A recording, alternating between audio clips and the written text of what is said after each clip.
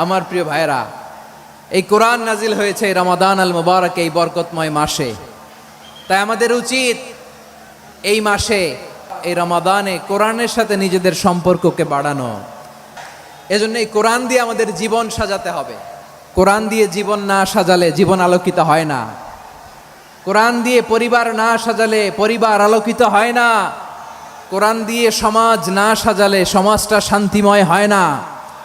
শুধু দুর্নীতি দমন কমিশন দিয়ে দুর্নীতি বন্ধ করা যায় না। কোরআনের আইন বাস্তবায়ন করা ছাড়া এই সমাজ থেকে দুর্নীতি বন্ধ করা যাবে না। চিল্লায় বলো ঠিক কিনা? আপনি কি জানেন কোরআন নিয়ে কোন ফেরেশতা পৃথিবীতে এসেছিল?